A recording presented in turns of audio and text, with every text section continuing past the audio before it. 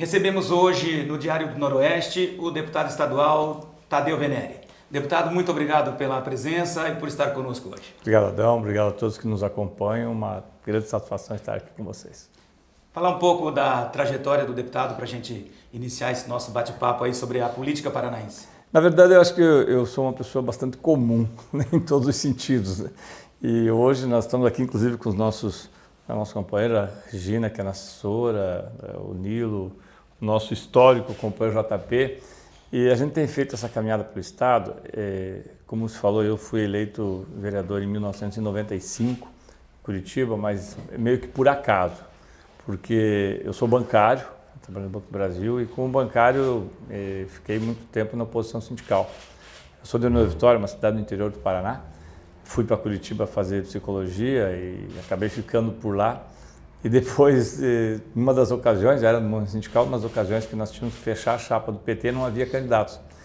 E aí me convidaram para sair só para fechar a chapa, aquela coisa assim, entra porque não tem quem, se não tem tu, vai tu mesmo. Não tinha quem fosse, eu acabei indo. E acabou que as pessoas entenderam que a coisa era para valer e eu fiquei na primeira suplência e logo na sequência assumi. E é um caminho assim que você faz, aliás, como todos, né? A gente faz por opções. Eu sempre falo que nas coisas que a gente faz na vida sempre são por escolhas.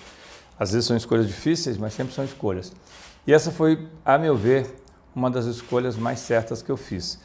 Porque eu sempre gostei muito de participar da política, não necessariamente partidária, e não por razões familiares, ao contrário. Meu pai é ferroviário, meu avô é ferroviário, meus tios são ferroviários. Eu sou torcedor do Paraná Clube, o que já é por si só uma teimosia, né? Aliás, perdemos para vocês aqui o último campeonato em 1900 não sei quanto. 2007. 1-0 aqui, 0-0 lá, com aquele goleiro que depois foi pro Coxa e defendeu a última bola. Eu estava na curva norte vendo, achei que nunca mais ia dar certo. E não deu. Dali para frente a coisa foi só um desastre, já estão na Série D, mas continuamos sendo paranistas de carteirinha. E eu lembro muito assim, meus pais, né, nós somos uma família, como aliás a maioria das famílias empobrecidas, e meu pai tinha muito pavor das coisas, assim, de falar em política. 64, 61, né, 61 quando o Jango veio de Singapura, eu queria que ele me dissesse que era aquilo, ele morria de medo de falar o que era o Jango, quem era o Jânio. Eu sabia que era alguma confusão, não sabia exatamente, era criança, mas sabia que era uma confusão. E gostava daquelas confusões. Então nós íamos nos comícios, né, antes do golpe de 68, que foi o golpe, dentro do golpe de 64, nós ainda tivemos aquele processo eleitoral, que o Ney Braga foi eleito e que fazia uma disputa com o Bento Munhoz. E era muito engraçado porque eu não entendia nada, mas eu achava aquilo tudo muito legal, aquela confusão toda para mim. E foi assim, né? Depois Curitiba, daí no movimento estudantil um pouco, depois no movimento sindical. É assim com os meus filhos, eu levo meus filhos às políticas desde que eles são recém-nascidos, né? Eu lembro muito tenho 4 filhos, mas eu lembro muito da minha menina com 3 meses, naquelas canguruzinhos que a gente colocava, na barriga ou em cima do caminhão do som, fazendo campanha dos bancários, como nós fizemos agora, lançamos a campanha há 3 dias atrás. E isso aproximou muito, porque há uma necessidade muito grande de nós tomarmos lado na sociedade. Eu sempre me incomodei muito com pessoas que são neutras, ou seja, que sempre tem a posição do lado mais forte. Porque não existe neutralidade, né? A neutralidade é uma desculpa para ficar sempre de bem com quem está no poder. E por vias diversas, muitas vezes a gente andou na contramão. Mas é preciso que às vezes se ande na contramão. E isso na política me motiva muito. Eu fui, durante esses 20 anos, em torno de 6 anos nós ficamos como base do governo do governador Roberto Requião, ex-governador. O PT continuou na base, mas eu tive um momento que nós rompemos com o governador, inclusive, quando ele tomou uma decisão que, a meu ver, era equivocada, né, com relação aos servidores públicos. Tenho o maior respeito pelo ex-governador, mas não significa que a gente não tenha divergência. E depois, no governo Richa, por uma questão óbvia, né, são 8 anos de oposição ao governo Richa e agora 4 anos de oposição ao governador Massa. São coisas necessárias, né? São necessárias. Eu penso assim que um pouco dessa caminhada, ela vem de você olhar, né? Eu participei em algum momento da Igreja Católica, das SEBs, da Teologia da Libertação, nos inspira, como aliás todos que estão aqui, né? Nos inspira muito, porque nós somos um país muito desigual, nós somos uma sociedade extremamente desigual. Nós somos uma sociedade onde 5 ou 6 grandes grupos empresariais detêm 60%, 50% da renda. Onde, apesar de sermos os maiores exportadores de commodities, não necessariamente alimentos, mas de commodities, soja especificamente, nós temos 110 milhões de pessoas que estão em insegurança alimentar, ou seja, não tem garantia que vão comer todos os dias. 10 milhões de pessoas não têm nada para comer. Não é possível que um país que é o maior produtor e exportador de proteína animal, as pessoas tenham que revirar lixo atrás de ossos. E nós não nos incomodarmos com isso. Quer dizer, quando você não se incomoda com isso, quando você não te sensibiliza, é porque você de alguma forma está concordando. E o que nós oferecemos para as novas gerações? E como falar essa língua que as pessoas entendam? Por exemplo, a questão da fome. Porque tudo parece muito no campo das ideias. Embora seja da prática, nós nos deparemos todos os dias com pessoas em estado de absoluta insegurança. Como comunicar isso? Eu acho muito difícil, porque eu digo que a fome a gente não explica, a fome a gente sente. As pessoas que nunca sentiram essa necessidade, por algum momento, têm muita dificuldade de viver a realidade da fome. É como, eu comparo um pouco isso, Adão, a medo. Eu sempre fui uma pessoa que tive muito medo de altura. Sempre. Tinha um medo danado, estava lá no Brasil, chegava na beiradinha da janela, olhava assim, aquele negócio. Aí, para romper o medo, eu fui fazer paraquedismo.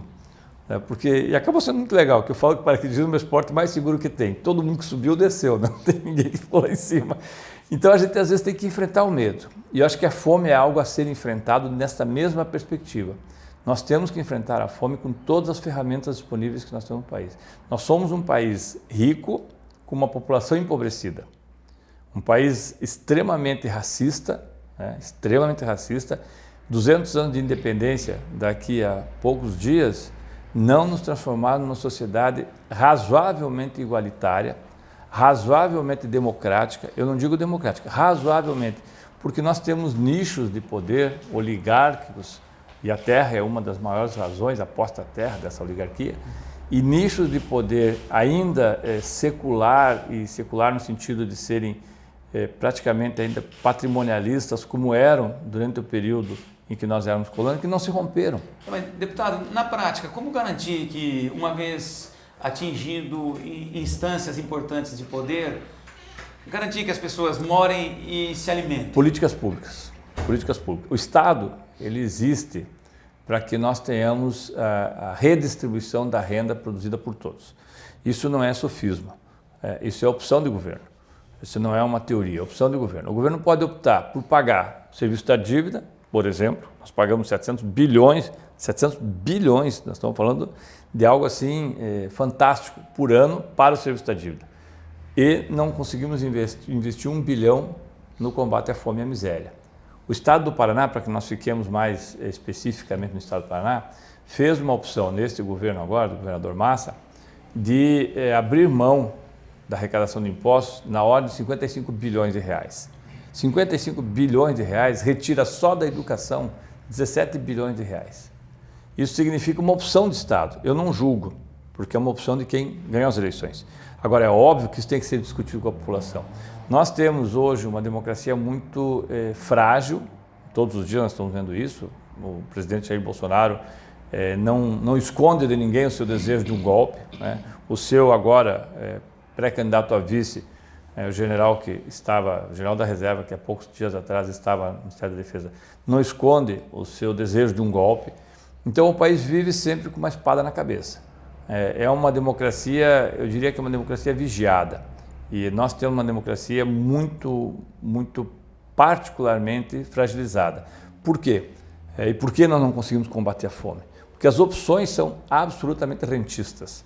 Um Estado que abre mão de 17 bilhões de reais, ainda que o seu secretário da Fazenda, né, o senhor René, tenha uma respeitabilidade muito grande, tenha um histórico extremamente importante, mas nós sabemos que ele tem opções, e as opções são pagar aqueles a quem, de certa forma, nós devemos a eleição.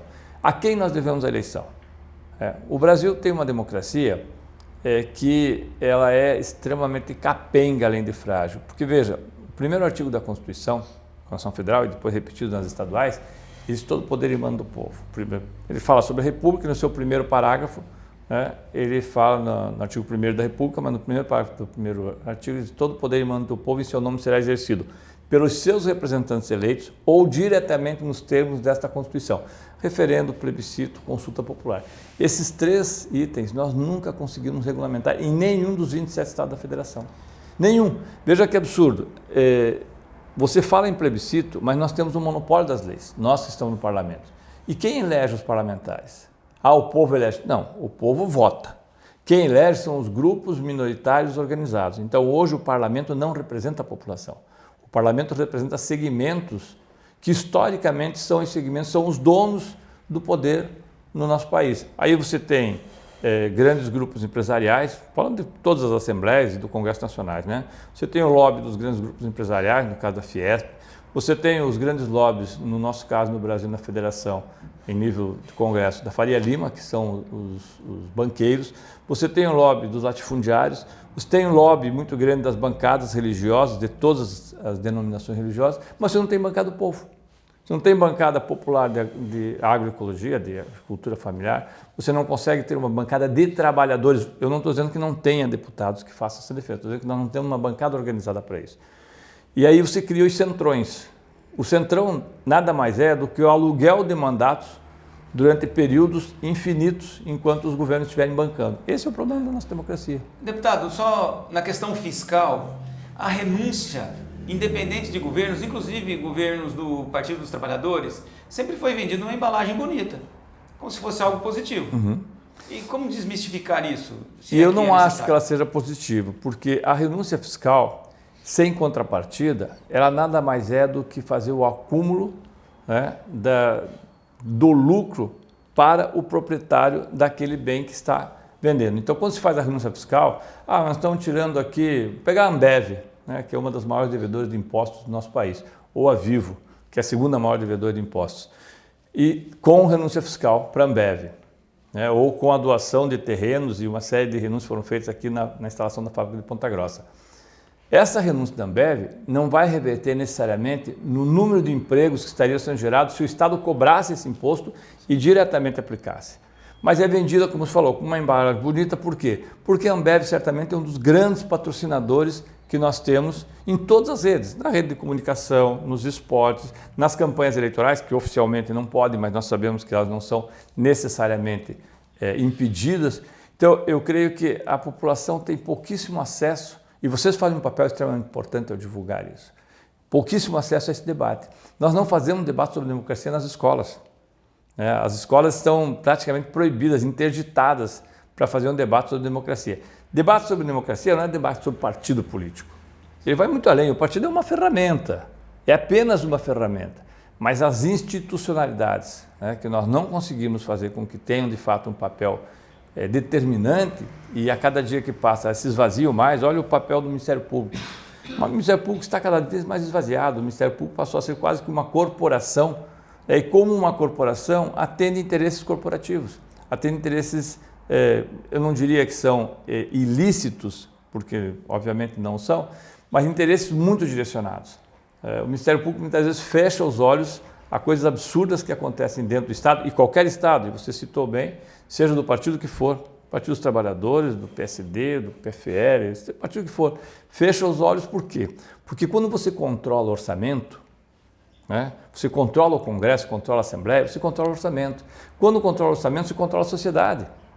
É esse controle que nós temos que discutir. Quem controla aquilo que deveria ir para a educação, para a saúde, para o meio ambiente, para a rodovia, para a ferrovia? Os grandes grupos de interesse. E os grandes grupos de interesse tomaram posse há muito tempo no nosso país e nós não conseguimos romper com isso. É essa a nossa dificuldade. Aí o incentivo fiscal vem em benefício desses grupos que fazem as suas próprias leis. Deputado, vindo aqui para a política paranaense, o senhor naturalmente, até por ser detentor de mandato, é uma das lideranças do PT no Paraná. Como está a articulação para enfrentar a eleição estadual, inclusive com o advento aí do Roberto Requião, ex-governador, ao partido, e fazer o enfrentamento até com o atual governo e com outras eventuais candidaturas? Primeiro, nós temos clareza que o atual governo tem uma capacidade de comunicação no sentido de veículos de comunicação, muito superior aos governos anteriores. Muito superior, inclusive ao governo Lerner, que era um governo que tinha uma linha, né, de conduta muito semelhante aos dois governos, são dois governos que atuaram no mesmo período do ex-presidente Fernando Henrique Cardoso. Mas o governo do governador Massa, tem uma rede familiar de produção de conteúdos e distribuição de conteúdos que lhe dá um handicap, dá uma diferença de partida muito grande com relação aos demais candidatos. Segundo, que nós também entendemos que há um esvaziamento da política e do campo da política que se deslocou, o campo da política, do debate, se deslocou quase que para um campo ideológico que se consolida e fica muito difícil de ser rompido enquanto projeto de ideias e que não admite o outro. E nós estamos vivendo uma sociedade que o tecido social se esgarça a cada dia. E nós temos os que estão na extrema esquerda, estão na extrema direita, e esse que deveria ser teoricamente um centro que poderia, cada vez se diminui mais. Isso é ruim para nós. E no Paraná não é diferente. Você tem aquilo que chamam de bolsonarista raiz, que não são bolsonaristas, são pessoas que têm projetos, ideias, pensam daquela forma, e que a cada dia que passa recebe mais incentivo para continuar daquele jeito. E tem pessoas que estão na outra ponta também que às vezes acham isso. Nosso papel, e o PT é um partido de centro-esquerda, nosso papel é aproximar as políticas públicas das pessoas. E nesse sentido, os programas que nós estamos trazendo para o Paraná é justamente para isso.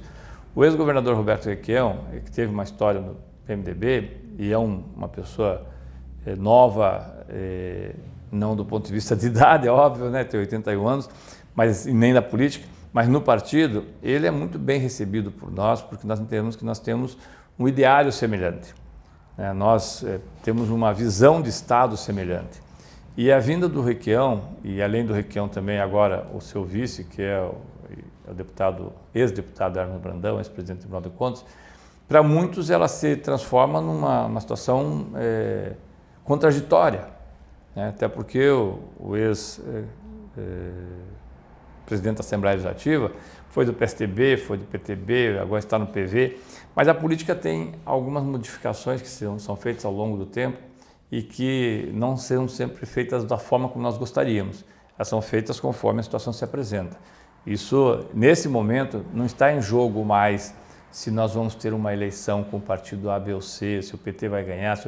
Está em jogo a democracia ou a abertura imensa para uma aventura autoritária. Eu digo aventura porque o autoritarismo do Brasil sempre foi uma aventura com trágicas consequências para a nossa sociedade. A última levou 21 anos. E ela está exposta hoje. Então hoje nós temos que juntar todas as pessoas que querem uma sociedade democrática, onde nós possamos fazer o debate, independente do resultado dele ser ou não favorável a nós, e possamos fazer desse debate uma consequência com ações. Nesse sentido, o PT, junto com o PV e o PCdoB, que formam a Federação Nacional dos Partidos, está buscando inclusive outras alianças. Nós estamos buscando alianças com o PTB, com o PDT, já fizemos convites a pessoas do PDT para saírem candidatos ao Senado. Nós estamos buscando alianças com quem queira se lançar nesse projeto, que é um projeto de reconstrução da democracia. Talvez nós não tenhamos a dimensão do que significa um rompimento do Estado Democrático de Direito no nosso país. As pessoas podem achar que isso é coisa de algumas semanas, alguns meses, como já acharam em 61 e 64. Não é assim. 64 e os mais jovens, e você que é jovem, sabe que não pegou esse período, Adão, mas sabe, o Nilo pegou, o JP pegou, eu peguei. Um período em que nós não estaríamos conversando aqui. Um período em que se nós estivéssemos conversando aqui, antes de você mandar esse menino que está com você aqui, né, a nossa menina que está conosco aqui também, a Regina, era um período que se você desse uma entrevista como essa, você teria que, antes de editar a sua entrevista, mandar para o censor. Veja, hoje a gente fala isso para os meninos na escola, como? Quer dizer que você dava uma entrevista e não ia... Não vai ao vivo. Não existia entrevista ao vivo. Você tinha que mandar para o censor ver se passava ou não passava. Que o seu jornal estava falando aqui, chegava um militar, entrava aqui e levava todo mundo preso. Que o sindicato fazia um dia de greve, no dia seguinte tinha uma intervenção dentro do sindicato com militares dentro do sindicato. Que você saía de casa sem saber se ia voltar. Essa é a ditadura. Não por acaso... Esse risco é real ou isso é mais, real, ou é mais real. falácia Não, é de real. um grupo? Você É tem real. essa avaliação de que É existe real. esse... Existe o risco de ruptura existe essa institucional. pretensão das Forças Armadas? Eu não sei o que pensam as Forças Armadas, mas o histórico do nosso país não é um histórico de respeito à democracia. E você tem hoje, no mundo todo, um direcionamento, uma caminhada para a extrema-direita, né? Tanto no leste europeu como nos países centrais, mesmo surpreendentemente Suécia, né, caminhou para isso, a Finlândia agora caminha para ter uma relação mais dura com outros segmentos, como na Europa e nos Estados Unidos. O que o Trump fez, o Bolsonaro, se pudesse, ou se puder, fará a mesma coisa. Não respeite e acabou, quer dizer, só vale se eu ganhar. E esse discurso que o Bolsonaro faz, ele repercute em setores da sociedade que também se empoderam com esse discurso. Hoje nós temos os CACs, né, que são os clubes de atiradores, colecionadores e caçadores, em torno de 636 mil pessoas armadas. São todos eles de extrema-direita? Não, absolutamente não, mas muitos são. Você não trata uma população desarmada nas mesmas condições que você trata uma população armada. Isso é um risco que está permanentemente em vista. O que nós sabemos é que nós, mesmo com esse risco, nós precisamos fazer todo o esforço necessário para que nós tenhamos as eleições. E que não venha essa conversa, se não for voto impresso eu não aceito, se não for voto A eu não aceito. Não existe isso. Nós perdemos 8, 10, 20 eleições e não questionamos o resultado, nós, Partidos Trabalhadores. Não há por que você agora fazer todo o movimento, está sendo feito para dizer que se não for desse jeito é golpe. Se não for daquele jeito é porque roubaram. As pesquisas, eu vejo alguns deputados na Assembleia Legislativa, que são cada vez menos, mas são defensores do Bolsonaro. Aliás, um inclusive foi cassado agora, né? 4 foram cassados. Foi cassado, eu acredito que voltarão, né? Porque não por eles terem cometido algum tipo de ilícito, mas porque o seu partido, ao registrar as candidaturas, o fez falsificando a assinatura de 2 mulheres, e o Tribunal Regional Eleitoral cassou, acho que tardiamente, só me permite ser parênteses, acho que o Tribunal Regional Eleitoral erra quando faz a cassação há 6 meses do término do mandato, deveria tê-lo feito então 6 meses depois do início do mandato, para permitir que as pessoas se defendessem, se reorganizassem e, se fosse o caso, perdessem o mandato definitivamente. Mas, de qualquer forma, o que nos está posto? O delegado Fernando, aqui de Umuarama, o Guerra, que é de Pato Branco, o coronel Lee, de Cascavel, e o missionário Arruda, de Curitiba, perderam seus mandatos. Ou seja, o PSL hoje não tem nenhum. Ainda estão lá, mas vão certamente ser substituídos ainda semana que vem, provavelmente, se não houver recurso. Mas esse processo, né, que essas pessoas vão muitas vezes defender, eles defendem, não, o Bolsonaro está em primeiro lugar, poderia ganhar esse primeiro turno. Sabe que isso não é real, sabe? Mas para quem ouve, vira torcida de futebol, vira Fla-Flu. E isso é horrível num país que tem que discutir isso que você colocou no início. Quais são os nossos problemas reais? É a corrupção? A corrupção deixou de ser o principal problema no país. Não que ela não seja um problema, ela continua sendo em todos os países, mas ela deixou... Por quê? Porque a fome hoje, a miséria, a desconstrução da educação, nós estamos desconstruindo as nossas escolas. É uma aberração você pensar que no estado do Paraná, por exemplo, nós temos uma universidade como a Unicesumar, que não pertence mais ao grupo aqui originalmente dono, né? A Unicesumar foi vendida para a Unicelv, naquele processo quando foram feitos grandes grupos se juntaram. A Unicelv é uma empresa, eu digo empresa porque ela é uma empresa de educação, com 1.760 pontos no Brasil e que tem a sua sede jurídica na cidade de Indaial, em Santa Catarina, uma cidade bem pequena. Só que, se você for pesquisar, você vai ver que a Unicelv é parte de um grupo, da Vitros, que é um grupo de investidores americanos, um grupo de investidores estadunidenses que tem ações listadas na Bolsa de Valores de Nova York. Ou seja, o objetivo é lucro. Como que o Estado pode contratar uma empresa que tem como objetivo central o lucro, fazer educação à distância que um professor dá aula para 700 alunos, simultaneamente? Isso não é destruição da educação? Óbvio que é. Então nós temos problemas reais para serem discutidos. E quando nós não discutimos problemas reais, nós ficamos na periferia. E não, volto a dizer aquilo que você colocou nisso, não resolveu o nosso problema central, que é minimamente você ter condições de ter uma sociedade que tenha alimentação, vestuário, habitação, transporte, segurança, saúde. Sem isso, nós vamos ficar sempre nas pontas e nas pontas nós não vamos conseguir ver o todo.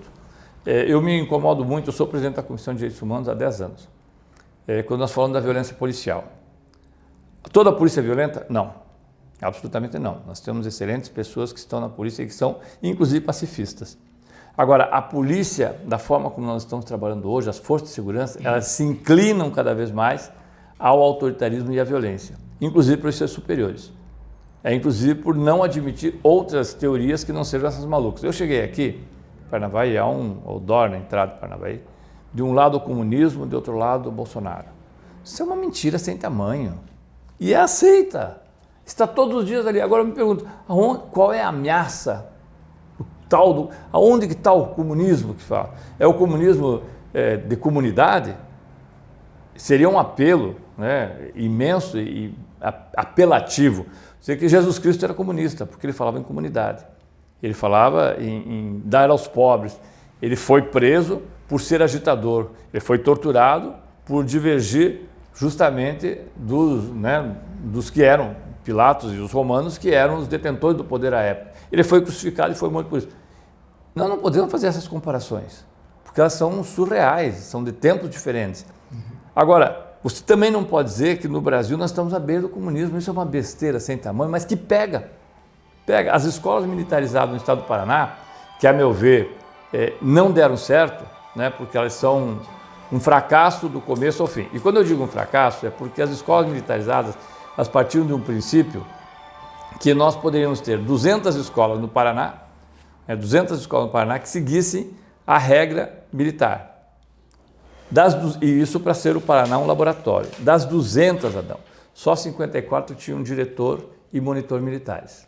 Nós mudamos 3 vezes a lei, 3 vezes, para que ela pudesse adequar-se às condições reais dentro das escolas. Hoje o diretor e o monitor são apenas responsáveis pela disciplina.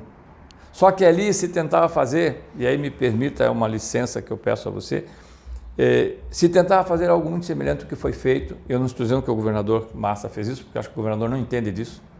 Na verdade, o governador entende muito pouco de educação. O governador é um grande...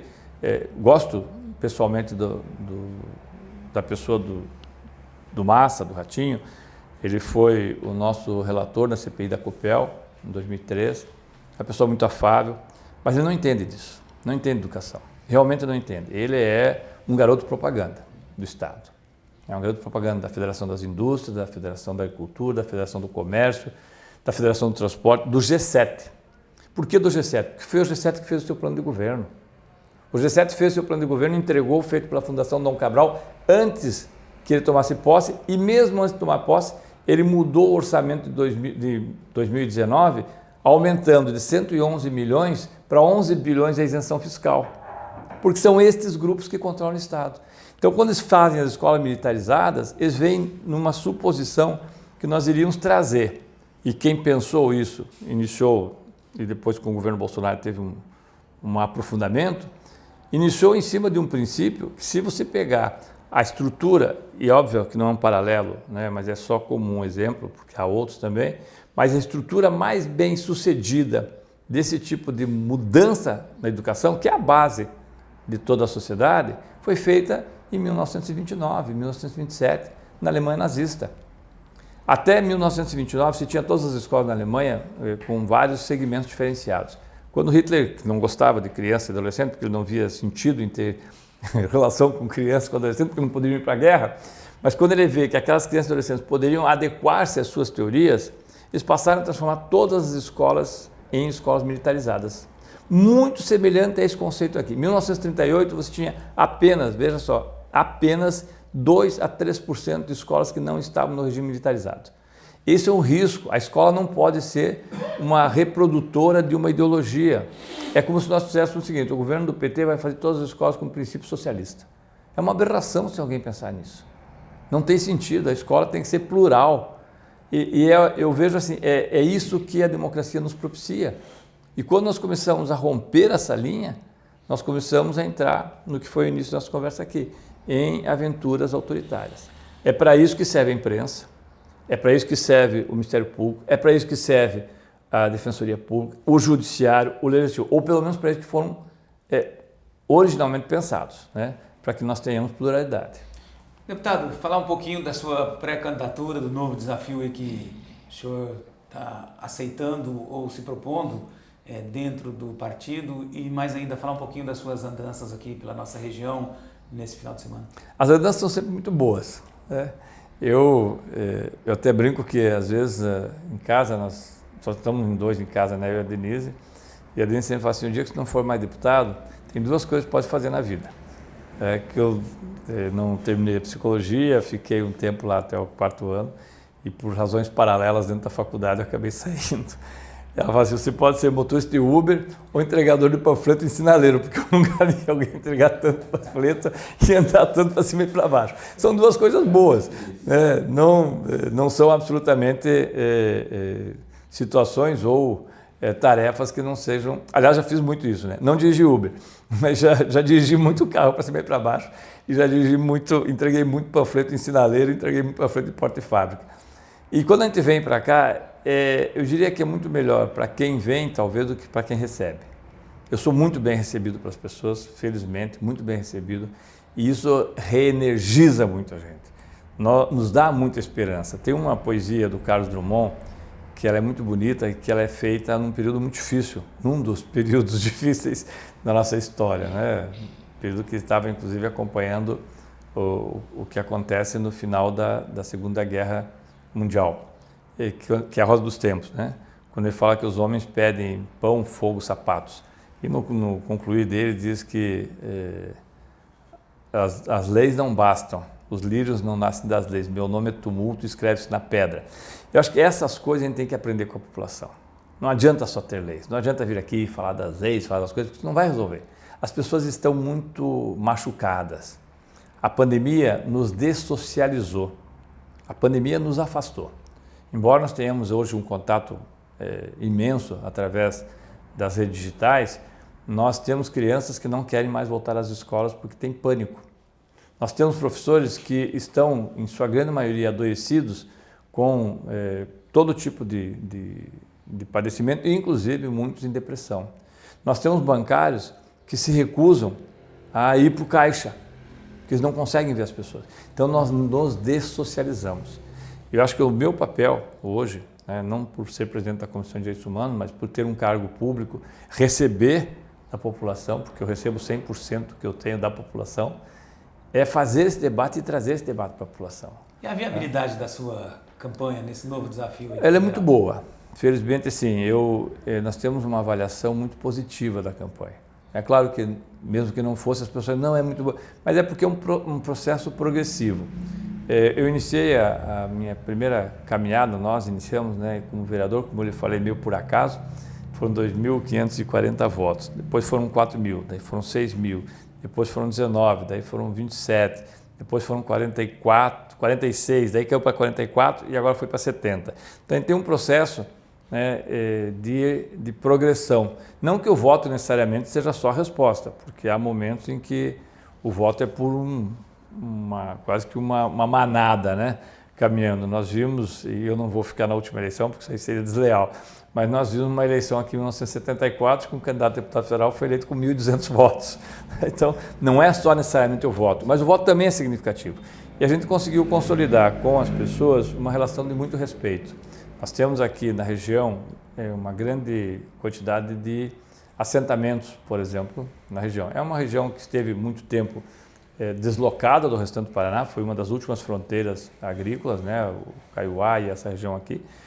E ela, a partir de 75, ela sofreu, como todo o Paraná, 76, um impacto imenso com aquela geada do dia 13 e 14, 15 de junho, aliás. Eu lembro muito a data porque quando nasceu a minha afilhadinha. Eu morava em Palmas, nós pegamos 13 graus abaixo de zero. E no Banco do Brasil nós tivemos que fazer o acompanhamento. Foi quando o Jaime Canet pegou e colocou toda a sua fortuna praticamente empenhando para que os bancos recuperassem os cafezais, que não aconteceu. Ali foi uma mudança muito forte no princípio da agricultura paranaense de ser uma agricultura de pequenos proprietários, aqui no norte e noroeste, né, para ser uma agricultura extensiva de soja, de cana e como hoje todos veem. E quando eu venho para cá, eu venho desde que eu participei da CPI da Terra, todas as relações aqui. Querência, que nós vamos hoje, foi uma cidade que ficou sitiada durante o governo do governador Lerner, né, toda a região. Aqui, Paranavaí, foi a sede da UDR, né, daqui saíram as principais lideranças da UDR, daqui de Londrina. É uma região que tem uma relação muito forte, tanto com São Paulo como Mato Grosso. É uma região que tem, tanto na agricultura como na pecuária extensiva, uma das suas bases. Ainda assim é uma região empobrecida. Aí qual é a explicação para ter uma região que tem uma produção de grãos, uma produção principalmente de proteína animal a partir do gado, tão grande? Tem agora, claro, uma grande produção de cítricos, mas qual a explicação para ainda assim ter uma região empobrecida?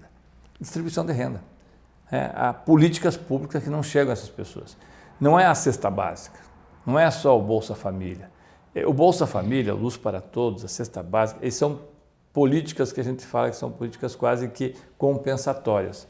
Nós precisamos ter políticas que estruturem a região, que deem renda à região, que tragam emprego permanente. E esse emprego permanente bem remunerado. Nós não podemos ter um frigorífico que atue, não estou dizendo que é o caso, mas que atue na região basicamente com a mão de obra imigrante porque paga muito pouco. Sabe que submete a qualquer... Então eu venho para cá e eu gosto muito de vir, eu venho para o estado inteiro. Sim, o senhor segue a linha do voto idealista, por assim dizer, ou ideológico, dependendo da análise que se faça. E em contraposição a isso, existe praticamente todo o Paraná, o meu voto é da região, meu voto é daqui, meu voto é dali. Como é que o senhor se coloca nesse debate? Legal, Adão, porque isso aí eu falava muito quando era vereador, me perguntava em Curitiba. Você é vereador em qual bairro? Dos 72. Como? Cara, eu ganho dos 72. Eu não posso ser deputado de uma região. Claro que você tem determinados apoiadores com maior intensidade e número em algumas regiões, até pela frequência. Curitiba é talvez a nossa principal base de apoio, porque eu moro em Curitiba. Para mim é muito confortável ser deputado em Curitiba, porque eu estou a 15 minutos de casa. Diferente de quem está aqui em Paranavaí, que tem, como é o caso do Tião, né? Que é um bom deputado aqui em Paranavaí e que tem que se deslocar.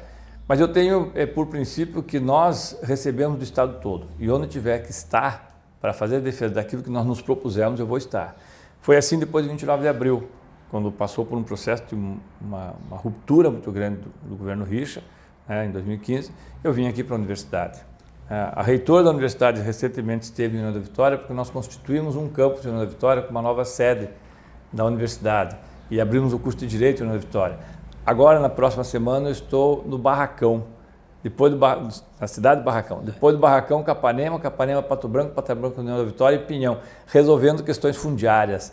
O nosso papel é esse. Eu falo assim, o deputado não deveria ter como principal objetivo constituir base local. Ele deveria ter como principal objetivo votar naquilo que importa, porque nós só temos duas tarefas, basicamente. Votar e fazer projeto de lei e acompanhar o orçamento. Se fizermos isso, as outras coisas vêm por acréscimo. O problema é que nós criamos nichos de privilégios. E aí, privilégio da região. Então, eu venho para a região trazer minhas emendas. O deputado não pode ser um distribuidor de emendas. As emendas são importantes? São, elas podem ajudar a população, mas ela não pode ser uma muleta. Adianta eu trazer, eu lhe pergunto, adianta eu trazer uma ambulância ou 10 ambulâncias, que agora deve vir um monte de ambulância para cá, 10 ambulâncias aqui. E daí, quando é para se discutir a possibilidade de você ter um aumento do servidor público que vai beneficiar, eu voto contra porque o Estado quer que eu vote contra. Não resolve. Eu trago ambulância, mas não tenho motorista. Eu trago o caminhão de lixo, mas não tem o aterro sanitário. Então, essas coisas, para mim, assim, nós temos que trabalhar no sentido de retirar privilégios. O ideal, claro que o ideal o nome já diz, né, seria das ideias, mas não é o possível, é que nós tivéssemos mais deputados que não fossem municipalistas. Eu não gosto do termo deputado municipalista, eu particularmente. Eu jamais seria um deputado municipalista, porque eu tenho lado. Eu não posso considerar todas as pessoas da mesma forma, do mesmo jeito, se elas também não me consideram da mesma forma e se nós não nos vemos como iguais. Tanto que quando nós tivemos, no dia 17 de dezembro de 2006, eu tenho muito claro isso, nós tivemos uma votação, e o presidente da Assembleia, era Armando Brandão, uma votação para que nós tivéssemos aposentadoria para os deputados. Os deputados andaram se mexendo por lá, me perguntaram o que eu achava, que eu sempre fui muito chato, né? Eu cheguei na Assembleia, quando eu cheguei, eu falei, puta, lá veio o cara mais chato que tem no Brasil aqui. Realmente, eu sou chato. Eu não sou pago para ser chato. Eu sou pago para fiscalizar. Aí foram votar, eu falei, eu topo fazer se for tipo PGBL, né?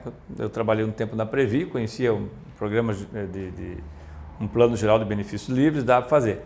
Não, mas a Assembleia tem que entrar com dinheiro. Se a Assembleia entrar com dinheiro, não dá, cara. A Constituição não permite. Não, mas dá um jeito.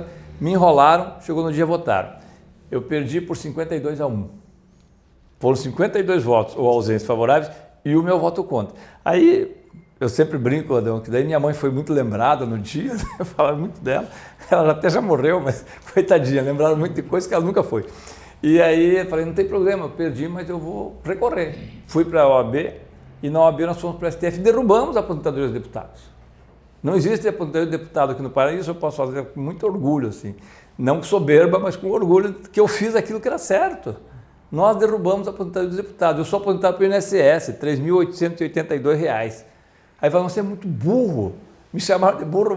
Pô, você podia estar com 18 mil, mas se eu tivesse com 18 mil, poderia vir aqui falar com você? Não tem como. Nós acabamos com a frota de carros, que não é identificados. Nós acabamos com o 14º, 15º salário. Nós acabamos com o jeton. São penduricalhos que lhe tiram da sua realidade e lhe colocam num mundo à parte. E nesse mundo à parte você é cooptado rapidamente para o sistema. Então quando eu venho para cá, eu venho com a mesma alegria, porque eu gosto muito realmente, eu gosto muito de vir e falo pra caramba, como você pode ver, mas eu venho com a mesma alegria que venho para cá, que eu vou para Paula Freitas, que eu vou para Piem, que eu vou para Agudos. Cara, eu sou pago para fazer isso. Eu sou pago para visitar as pessoas, né? E para ouvi-las e tentar diminuir um pouco esse fosso imenso que a gente tem num país tão desigual como o nosso, numa cidade tão desigual como a nossa. Senhor, falando em desigualdade, embora o deputado seja estadual ou federal e não local, mas há um déficit de atenção histórica com o Noroeste, que é o fim da linha, enfim, outros termos. E isso levou a algumas questões de infraestrutura e de algumas áreas nevrálgicas, saúde, por exemplo. Hoje nós temos duas demandas que são consideradas estratégicas para o Noroeste, que é a duplicação da BR-376 e interligação com o Mato Grosso do Sul, e que é um sistema de viabilidade da Santa Casa. A própria ferrovia que sai de Maracaju, Guaíra, ela passa ao largo de Paranaguá. E então hoje o que se vê de infraestrutura seria isso, a interligação com o Mato Grosso do Sul e duplicação da BR até a Barranca do Rio. O outro também estruturante é a questão da saúde pública, que tem na Santa Casa, que é um hospital filantrópico. E que está muito precarizado. E que dobrou de tamanho e que vai precisar de recursos de forma perene para que se mantenha, para que atenda a população do Noroeste. Em que pese o detalhe de o deputado ter as suas funções mais abrangentes do que isso, mas essas são questões nevrálgicas que precisam ser atendidas. Como é que o senhor vê isso e em qual medida é possível colocar isso na sua plataforma de atuação parlamentar? Adão, eu acompanhei muito aqui quando nós estávamos com o hospital público, o Hospital Geral, e foi feita a ala pediátrica. Você está lembrado disso, foi logo depois do governo Requião. E que houve uma opção no governo Richa em não investir no Hospital Geral, na área pediátrica, e investir na Santa Casa. Isso foi feito em 2011, se eu não estiver enganado, 2012, mais ou menos nessa época. E as Santas Casas hoje estão numa situação muito difícil. Os hospitais filantrópicos estão numa situação muito difícil. O Estado tem recurso para isso. Nós acabamos de aprovar aqui na Assembleia Legislativa a prorrogação do estado de calamidade pública até o 14 de agosto, que permite que você faça contratualizações, inclusive sem licitação. É possível fazê-las. Agora, é claro que essa não só, como se colocou, uma região vista como fim da linha, mas não só como fim da linha, mas como uma população rarefeita. A população toda do Noroeste, ela em número, ela embora tenha uma grande quantidade de municípios, mas ela ficou muito diminuída depois do processo das duas grandes catástrofes ambientais. Uma foi a geada e a outra foi a seca. Essas afastaram. Sem que nós tenhamos uma compensação para estas políticas, para essas situações, nós sempre vamos ter uma região que vai ficar à margem. A duplicação da rodovia é necessária porque ela abre um corredor, mas mais do que a duplicação da rodovia, é preciso ter um plano de integração de Paranavaí, de Guaíra, dessa região toda aqui, de Querência, com o resto do estado e com os outros estados próximos. O estado lá do Mato Grosso está próximo a São Paulo, você tem praticamente uma proximidade muito grande, inclusive com o Paraguai. Então, essa região, ela acaba ficando uma região desfocada porque ela é uma região de uma vocação, originalmente, para a agricultura, que depois virou, praticamente por condições, eu diria que não voluntárias, mas por conta do clima, acabou virando uma área de uma grande produção de gado, cana, mas são produções extensivas. Isso não atrai mão de obra. Isso não traz agora, ou nós começamos a pensar num plano de desenvolvimento. Nós temos a universidade aqui. A universidade é um dos grandes centros, por incrível que pareça, de renda para o município. Sem a Unespar aqui, você teria muito menos recursos. Mas a Unespar sozinha não se basta. Agora, você tem curso de medicina, para dar um exemplo, em Guarapuava, em Cascavel, em Ponta Grossa, em Curitiba, né? Não na Universidade Unespar, mas da Universidade Pública, em Londrina, Maringá. Aqui não se fala nisso. Por que você não começar a pensar em outro tipo de desenvolvimento para a região que não seja só esse da agropecuária extensiva, do processo que com um veterinário você cuida de 2, 3 mil bois, né? Com um agrônomo você cuida de 200, 300 alqueires de terra. Isso não vai mudar a região. A região vai mudar, no meu entendimento, a região vai mudar se você conseguir transformar essa região na sua vocação. E uma das suas vocações pode, não é a única, mas pode ser o centro de toda a região. O centro Paranavaí ser o centro de toda a região. E o centro nevrálgico de toda a região tem que ter essa estrutura de educação, essa estrutura de saúde, de transporte, que não se conecta, porque se está hoje a mais de 400 quilômetros de Curitiba, 500 quilômetros de Curitiba. Sim. Então é uma distância que separa das outras cidades. E é uma disputa muito grande na própria região. Se você pegar aqui, é a principal cidade da região. Mas há a disputa com Moarama, que está aqui perto, que era para ser uma cidade intermediária, acabou sendo um dos centros. Ela vai disputar cada vez mais com Guaíra. E quando houver a ferrovia vai acontecer, eu acredito que ela saia do papel agora. Sim. A ferrovia, se nós não tivermos integração com a ferrovia, é mais um processo de isolamento, porque a ferrovia integra, mas ela também isola. Sim. E ela vai isolar grandes áreas do Paraná. Ela vai isolar toda a área do sudoeste, que agora tem um ramal para Chapecó e outro para Mafra. Ela isola aquele quadrilátero.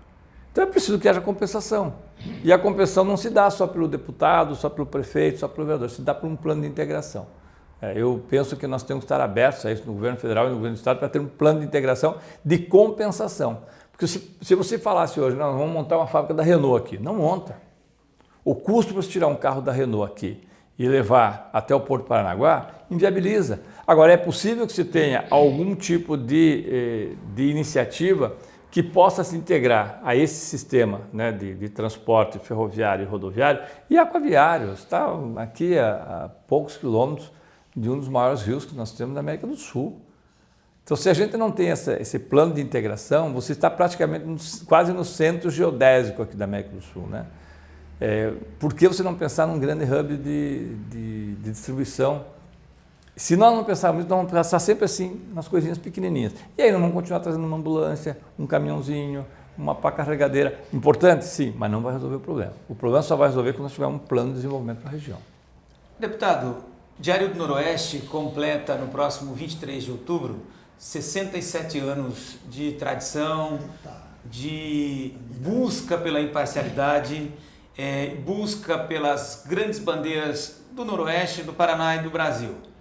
E desta forma nós vamos trabalhar as eleições 2022 com absoluta transparência, aproveitando para deixar a casa à sua disposição e da nossa parte já encerrando, e dizer que se algo não foi dito ou não foi perguntado, que o deputado fique à vontade para as suas considerações. Obrigado. Muito legal saber que de 1955 para cá, né, passou por toda a história do Paraná. E pegou um período que aqui, aí sim, era estrada de caminhãozinho, né, carregando do jeito que dava. Porque imagino aqui, Paranavaí, em 1955.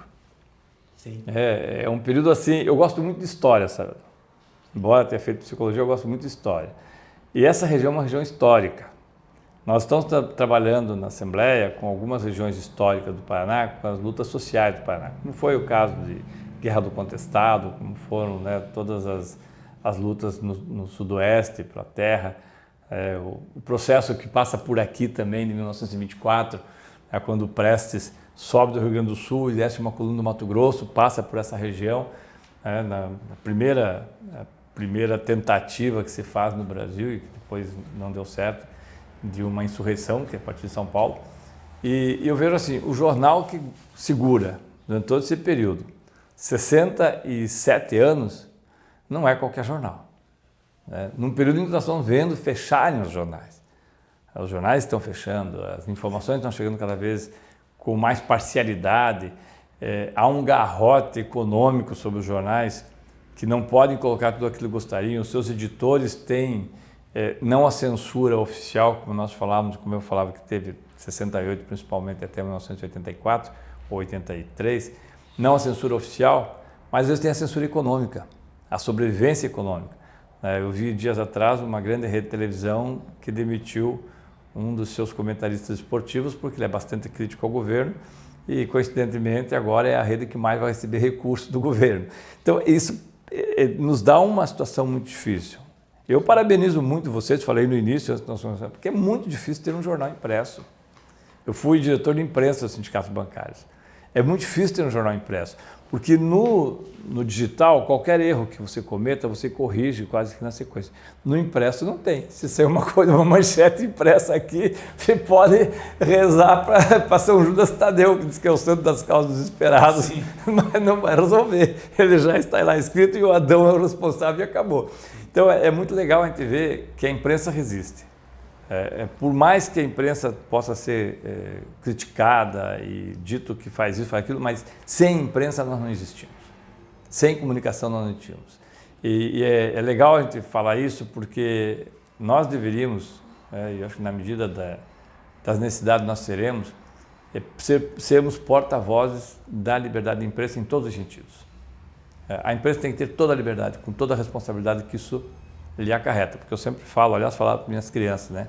Sempre falei para meus filhos, todo ônus tem um bônus e todo bônus tem um ônus. Se quer falar, fala, mas tem que saber que existem sanções quando se fala as coisas que não são verdadeiras ou que se não consegue comprová-las.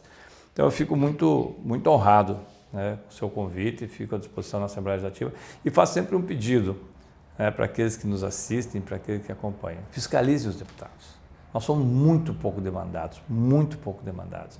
As pessoas nos fiscalizam muito pouco. Nós ficamos 2 anos e pouco, 2 anos e meio, numa pandemia, onde os deputados votavam numa telinha que às vezes você não via nem quem estava votando. O deputado vota e depois chega aqui, conta milhões de histórias, mas vai lá na Assembleia e não fala a mesma coisa. Não estou dizendo aqui em Paranavaí, até porque depois o Tião vai falar, não falo isso, não, Tião, como eu falei, o Tião é um deputado que eu respeito bastante, vai ser candidato agora federal também. Mas nós temos que ser mais demandados. Frei Beto diz que política é que nem feijão na panela, só funciona na pressão. Eu acredito que o nosso papel para a democracia, e quem já está, como eu já estou, né, começando a ver o fim da pista, então eu acho que o nosso papel para a democracia ele tem que ser de uma entrega total. Eu só vou achar, no final de tudo isso, um resultado favorável a essa caminhada de 30 anos, 40 anos que a gente faz aí no movimento sindical, nos movimentos sociais, se de fato eu conseguir entregar para os meus filhos, meus netos e aqueles que não são meus filhos e meus netos, mas que participam desse grupo, algo melhor do que eu recebi. Essa é a nossa tarefa, essa é a tarefa da nossa geração. Não deixar que se rompam os laços democráticos, por mais frágeis que eles sejam. E o jornal é extremamente importante para isso. Então eu agradeço muito a oportunidade e fico à sua disposição. Cobrem da gente, cobrem, porque tem votações que são feitas que as pessoas não têm ideia do que estão votando. O processo legislativo é extremamente feito de uma forma extremamente ruim para que as pessoas acompanhem. Primeira votação, segunda votação, pedido de emenda. É um negócio que ninguém entende. Aliás, eu diria que dos deputados, e falo com muita tranquilidade, dos deputados e deputadas hoje, se pegar 10%, ou 20%, 8 deputados que entendam o orçamento, que saibam ler o orçamento, você está já, isso em todos os estados, inclusive no governo federal, você já está no lucro. Porque a maioria não entende nada. A maioria sabe muito pouco daquilo ou sabe muito daquilo que fica no seu quadradinho. Isso não resolve o problema. Né? E aí acho que a gente vem para tentar levar para a população as coisas e, na medida do possível, contribuir para a sua organização. O deputado está acompanhado dos paranavaenses, o Nilo e o João de Paula. Muito obrigado mais uma vez, deputado José Venere. O diário fica à disposição. Obrigado, eu agradeço.